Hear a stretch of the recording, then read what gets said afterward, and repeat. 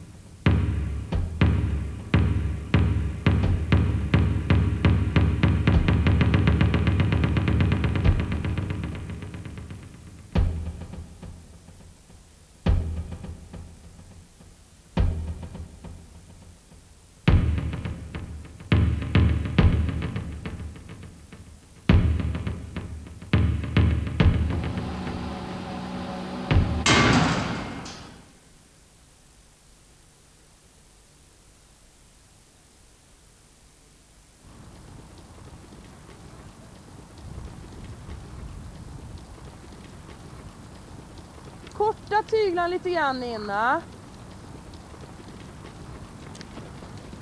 Magen fram, antingen lite lugnare lättridning. Omsittning, Ann-Kristin. Mera högerskänka, Ann-Kristin. Många är väldigt nyfikna på vad jag håller på med.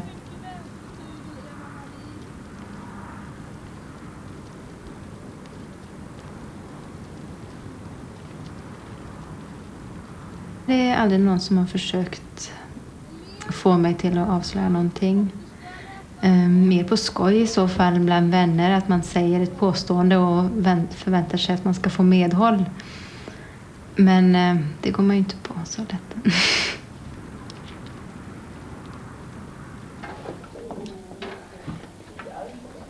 Jag jobbade i måleriet och i monteringen. Och sen utbildade jag mig. Det var precis efter gymnasiet som jag jobbade i monteringen.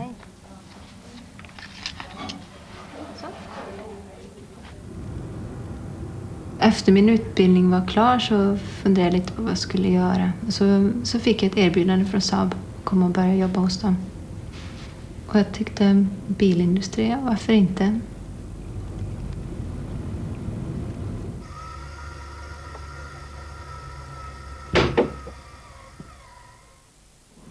Jag heter Helene Bogren och jag jobbar som formgivare på Saab.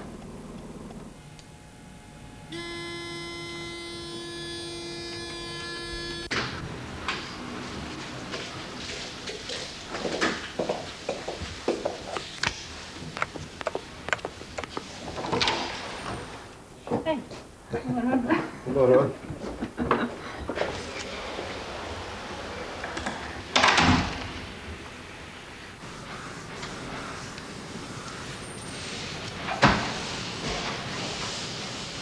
Det roligaste med mitt jobb är att det är kreativt. Det händer nya saker.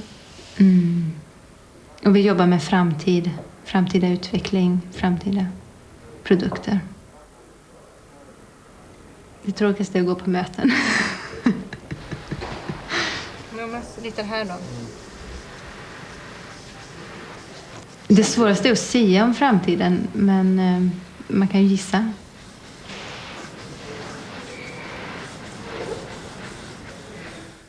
The similarities between the products grow and the differentials become all the more difficult, not only for the manufacturers to create, but for the consumers to recognize and take note of.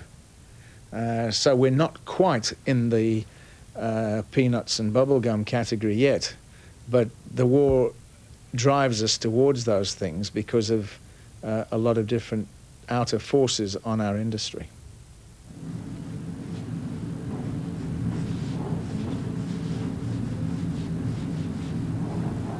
Since the age of 14, I started to have a passion for cars and the artistic involvement of stylists in cars, the pictures of cars, the way cars looked, and it was then that I decided that I wanted to become an automobile designer. And it's taken me a while to adapt, to suddenly realise that you can't do everything that you want to as a stylist, and having to listen to engineers and marketing people in particular. But that's the challenge, and I find that's a new side of car design which backs up the artistic side.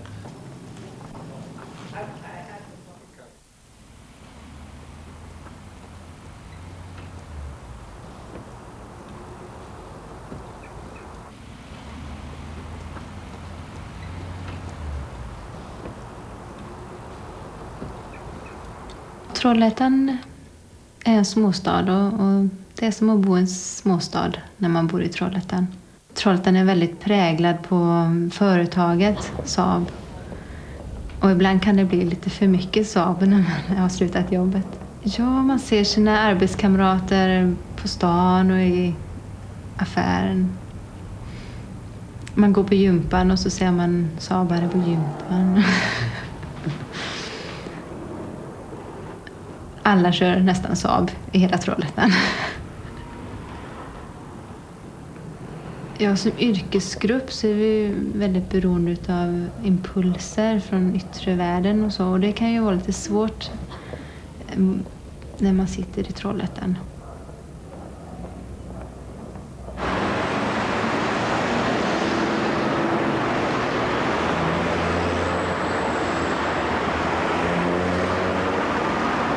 I live in the centre of Paris, in the 15th arrondissement, which is a 5 or 10 minute walk from the Eiffel Tower. It's not a very big apartment, but it's got a balcony with a good view.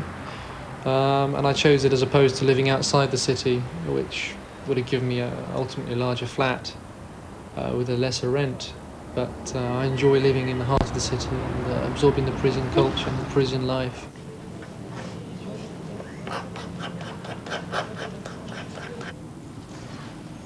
First and foremost, I think the stylist has to consider himself as an artist.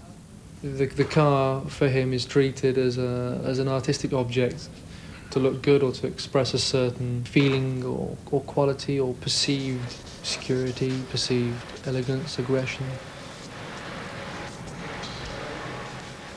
Jag tror att all produktutveckling är hemlig, och speciellt bilindustrin.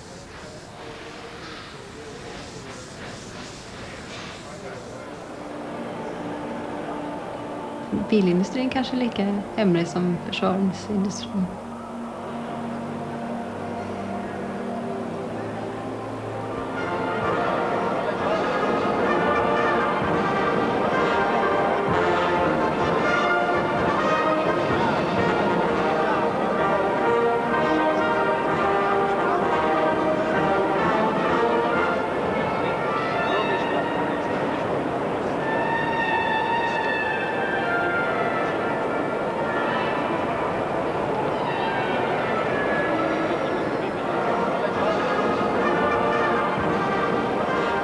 Så länge jag har varit med, och det är ju 20 år nu, så har det funnits någon form av konkurrentbevakning.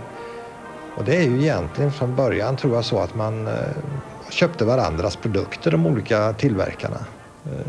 Släppte vi en ny produkt så var konkurrenterna där och köpte den. Och så skruvade man isär det och tittade efter hur det såg ut. Och så skruvade man ihop det och så körde man runt med den lite grann och tittade och försökte fundera på om vi hade gjort något som var bra. Det här är ju ett öppet och ärligt sätt att göra det på. Och så tror jag de flesta europeiska företag jobbar. För det är ändå så att 90% och kanske ändå mera av all information, det kan man få på öppet sätt. På de stora bilmässorna så sägs det ju mycket, och då går man ju runt och tittar på varandras produkter. Och då kan det ju ibland trilla guldkorn naturligtvis. Och det är ju då information som av slarv har givits bort. Och den tar vi ju gärna vara på.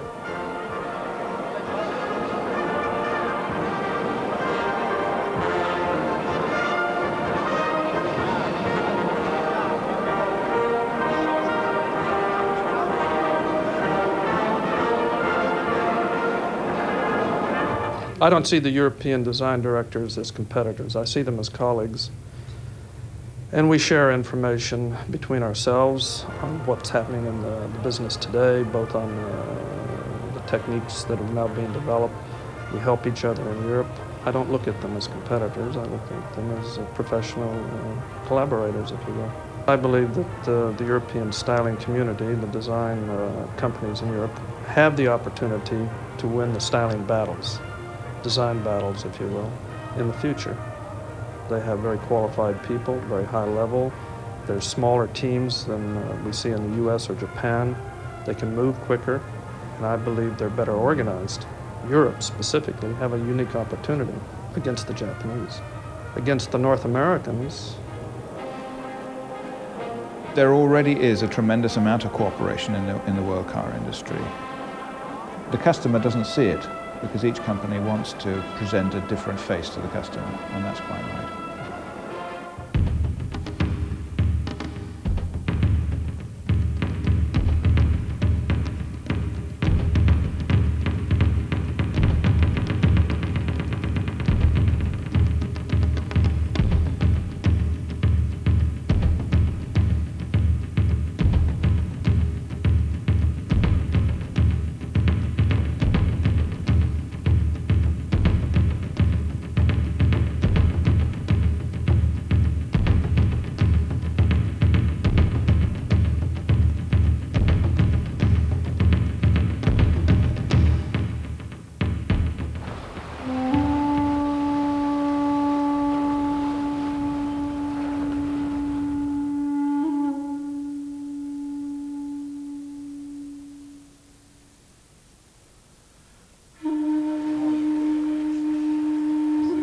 Saab var väl förändrad till en viss del efter GM kom in. Det känns att man är en liten del i ett större sammanhang. Vi är inte så självständiga kanske som vi var förut.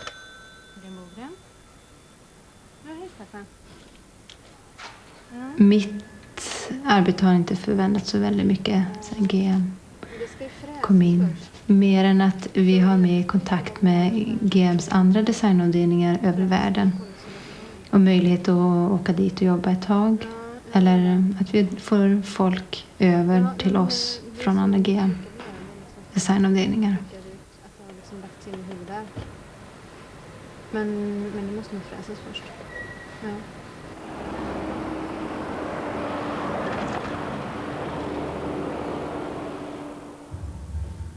Saab, well, partly that it's Swedish, partly that it's small.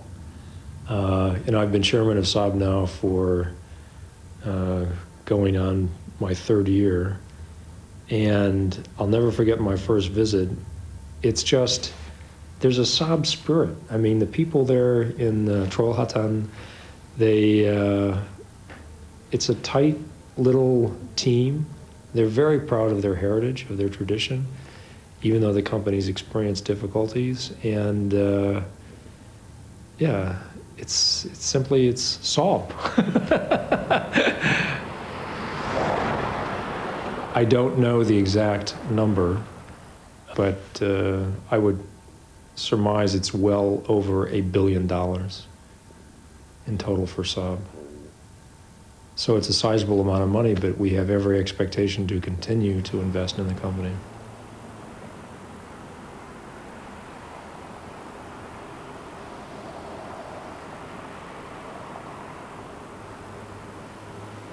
Saab is General Motors' partner, and it is dependent upon General Motors' continued willingness to support product development efforts at Saab. For General Motors, whether Saab exists or doesn't exist is a minor issue. GM has other relationships. For example, GM has a relationship with Toyota in the United States. That's a very long-standing relationship. I think cooperation between auto companies is really opportunistic for both. And in all of the examples of cooperations, joint ventures, equity ownership, if the cooperation dissolved, if that relationship dissolved, in some cases it wouldn't hurt either company. The car people are terrific competitors. They are very, very strong competitors. They enjoy the competition of the industry. But at the same time, they're trying to cooperate where it's fruitful to do so. The Saab peculiar brand image abroad has to be protected. Here's an example of a company that has a brand image and reputation. It must fight very, very hard to keep that.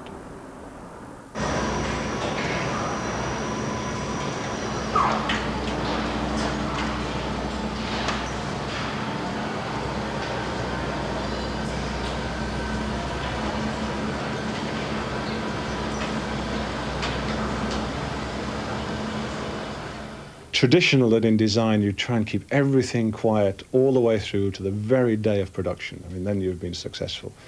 Nowadays, many magazines make an awful lot of sales through what they call the scoop photograph. And there are some people in the world who are making themselves millionaires by being able to catch some of the cars out on test or whatever in car clinics.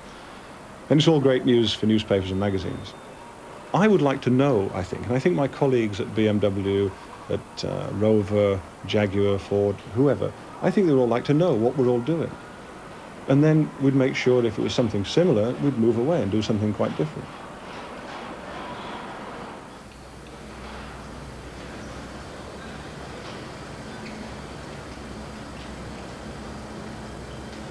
I think that they've got to make sure that even though they cooperate on component programs, for example, or manufacturing programs, they've got to be very skillful at managing the integrity of the brands, so that even though the brands might share some characteristics underneath the skin, they've got to make sure that as far as the consumers are concerned, that the brands are very, very different and have different personalities.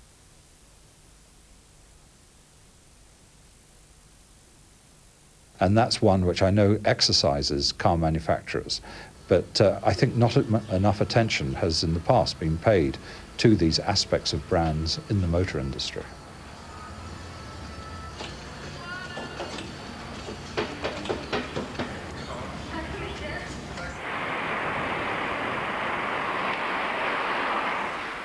The price of entry into the market is fine quality products, but over and above that, it's the brands that make the difference, because people buy brands, they don't buy products. You can often pick out who the potential buyers are. You can, databases now of consumers are so well organized that you can determine the particular characteristics of your brand and look up the likely people out there who would listen favorably to the messages that you have. In an international environment, it's very important to develop names which work well, which don't have negative meanings. We all know the examples of funny brand names, the brand names which work perfectly well in their home market and which are considered horrible in other languages. Mitsubishi brought out a sports car and they called it Starion, S-T-A-R-I-O-N. And it was a problem for the company because in fact it was the Japanese thought they were naming it the stallion, the horse. And because of Japanese mispronunciation it came out as Starion. And that name created big problems for them. They launched the car in Western markets under the name Starion, and they changed the story that it was a name based upon stars and Orion. But of course the story got out that it wasn't. It was a Japanese mispronunciation of stallion. And it led to severe loss of sales because nobody wants to spend a lot of money on an expensive sports car and have their friends laugh at them. Quite a lot of the time, though, we're asked to actually measure the value of a brand in financial terms. Well, the view when BMW bought Rover was that the company was acquiring, manufacturing capacity, it was acquiring design skills, it was acquiring people, but essentially it was buying the brands of the Rover group. Another example is when Ford bought Jaguar. Now Ford has got excess manufacturing capacity all over the world. I don't think it particularly wants manufacturing capacity. In fact, it's trying to get rid of it. What Ford was overwhelmingly interested in was the Jaguar brand name.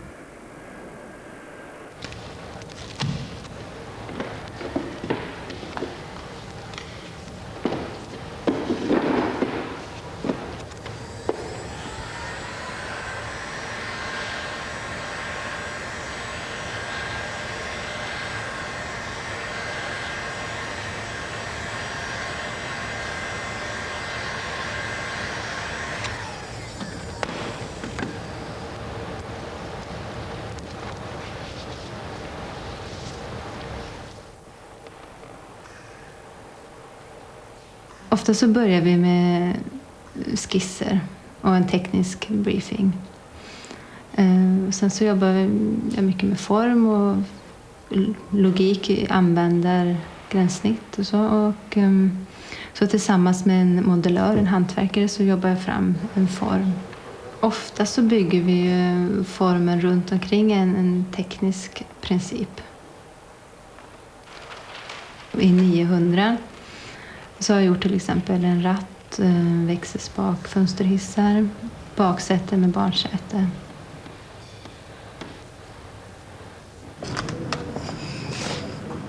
So this is the final model of a two-seat electric-powered vehicle with a fabric body. 4 wheels. The 2 rear wheels are powered by electric hub motors with a battery pack in the rear. And the central cockpit is a stretched architectural Teflon, which is glass fibre woven, which has a certain weave to allow stretch in certain directions.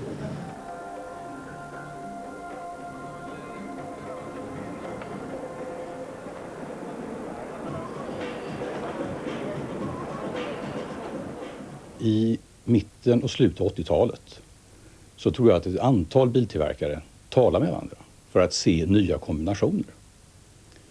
Och samma med oss. Vi var också runt om i världen och tittade.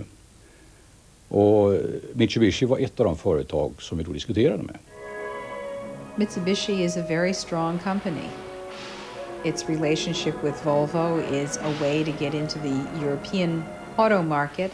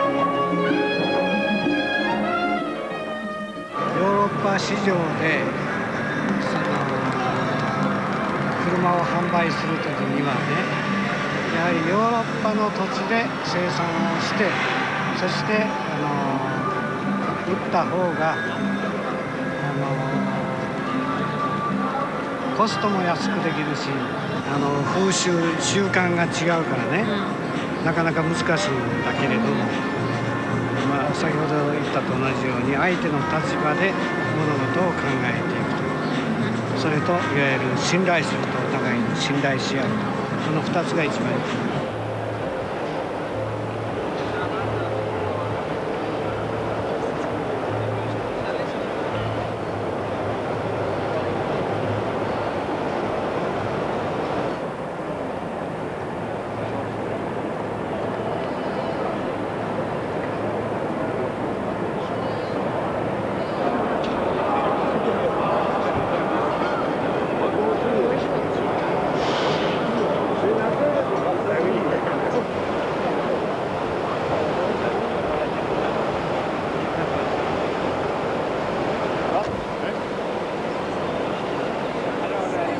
Tout partenariat est difficile, même quand c'est un partenariat entre des constructeurs d'un même pays. Alors, un partenariat entre des partenaires de pays différents, là, ça devient très compliqué.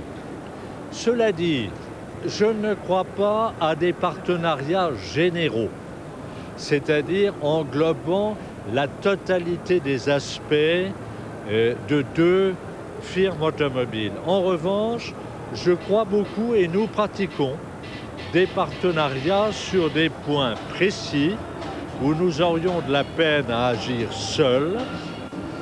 Ça veut donc dire que les coopérations, dans mon esprit, sont possibles malgré les différences culturelles, mais sur des points limités, non pas globalement.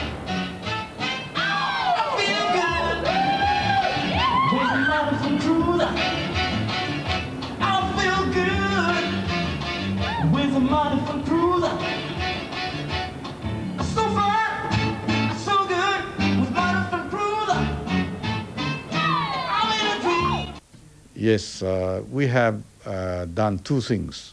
One is to jointly manufacture a 1-ton pickup truck. It is called Hilux for us. It is called Talo for Volkswagen at their Hanover factory. This is one joint operation. They are producing around 15,000 units a year. And they are doing it quite okay. Of course, language is the most difficult part. And also in practice, the materials we exchange in terms of even the drawings, we have to understand each other how to read the drawings and what kind of standards they have. So we have to put all the cards on the table to study the efficient way of communication, efficient way of production, and so forth.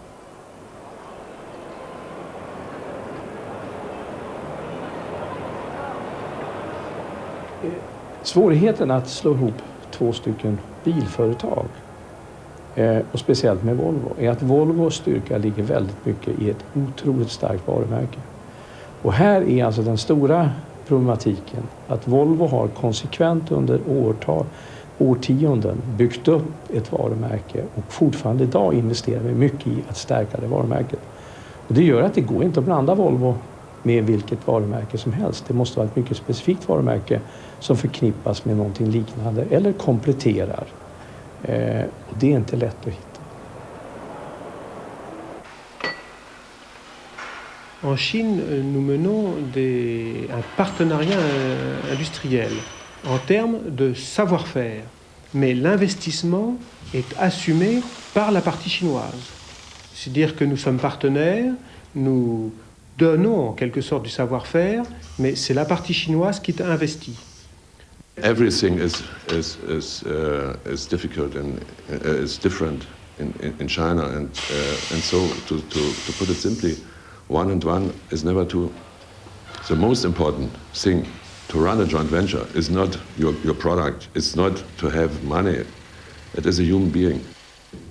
Whether you are able to manage this cross-culture process or not. And that's what you have to learn. And if you be able to learn, and you know some European people have not any possibility or ability anymore to learn.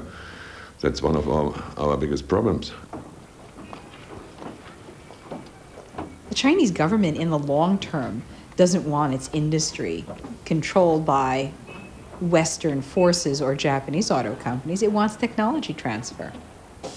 The Chinese government wants to be able to create an industrial infrastructure from the manufacture of automobiles in China. In the end, is it going to be an industry controlled by General Motors, Ford, Volkswagen, Peugeot? Or is it going to be an automobile industry controlled by their partners, their Chinese partners? My guess is that 10 or 15 years from now, we are going to have, being sold throughout the world, automobiles that had their basis, their engineering basis, in some Western product. But they will be sold under the brand of the Chinese company.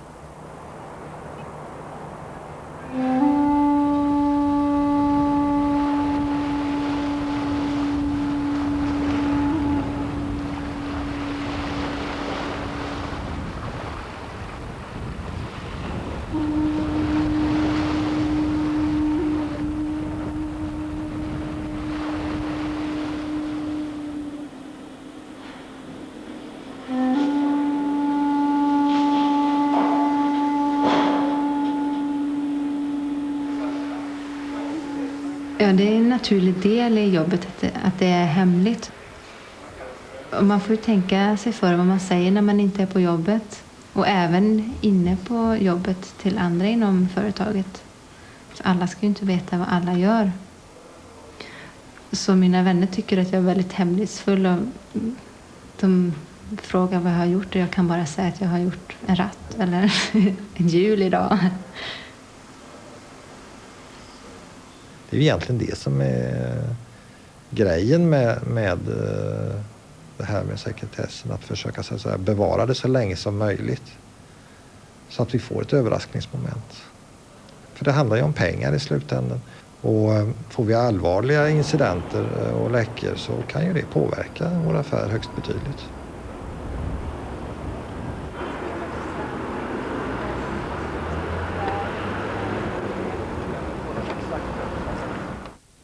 한국과 일본은 지리적으로도 가깝고 또 역사적으로도 상당히 깊은 관계가 있습니다. 그리고 한국은 과거에 일본으로부터 많은 기술을 배웠고 또 그런 기술로 인해서 우리들이 지금 현재 좋은 자동차도 만들고 있습니다. 그러나 앞으로는 한국과 일본은 어떤 면에서는 협력을 해가면서 또 다른 면에서는 경쟁도 해가는 그러한 관계를 유지하리라고 생각됩니다.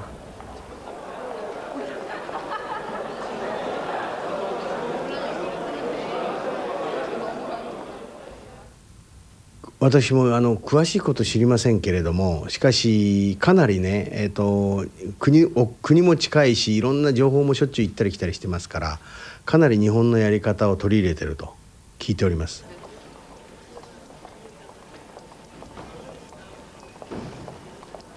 Det är inte så väldigt länge sedan, några år sedan, som vi hittade 3 herrar från ett östland som klättrade över staketet här och fångades upp av vakterna på området.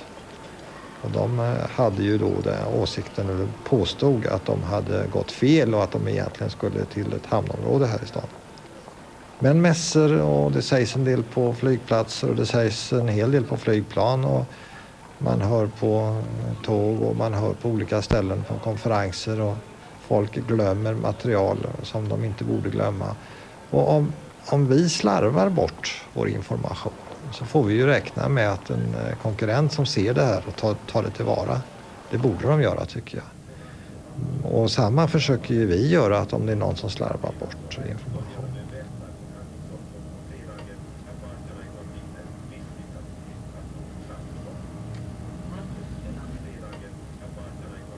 Informationsriskområdet, eller den här IT-teknologin som ju har funnits ett antal år men nu växer ytterligare, den ger ju oss enorma möjligheter. Men dessvärre också så är det ju enorma risker med den. Och vi är ju redan uppkopplade på, låt säga, runt ett 25 000-tal terminaler runt om i världen.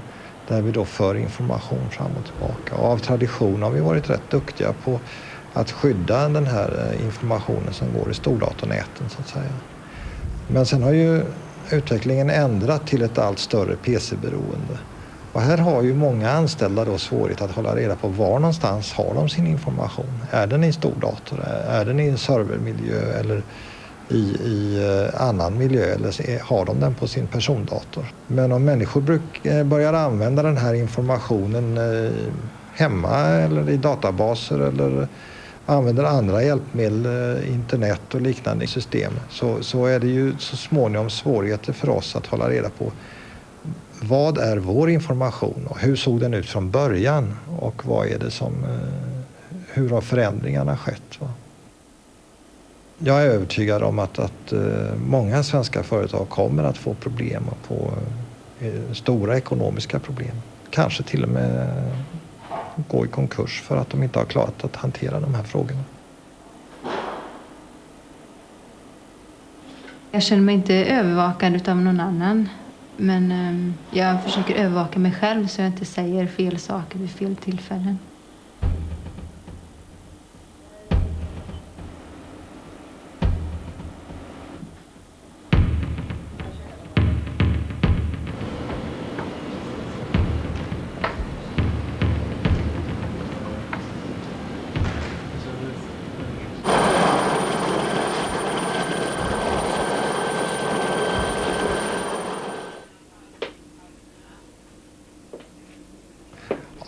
Jag skulle väl kunna tänka mig att en som ger sig 17 på det här kan säkert ta sig in i våra datasystem. Det har faktiskt förekommit att vi ibland har haft oförklarliga inbrott här där vi kan konstatera efteråt att ingenting saknas, men vi kan se att någon har varit och letat i våra dokument.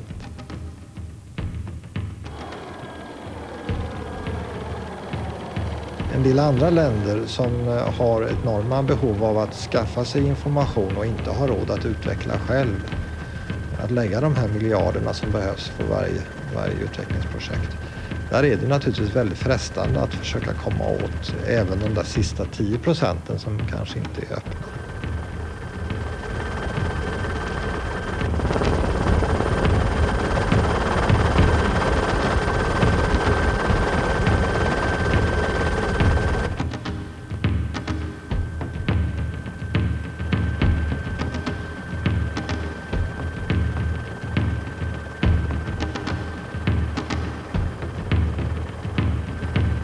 We learn from most of the European manufacturers, not only in the field of manufacturing, but also in the design, product and marketing. We learn from each other, just by watching what the other does. And everyone has survival instincts.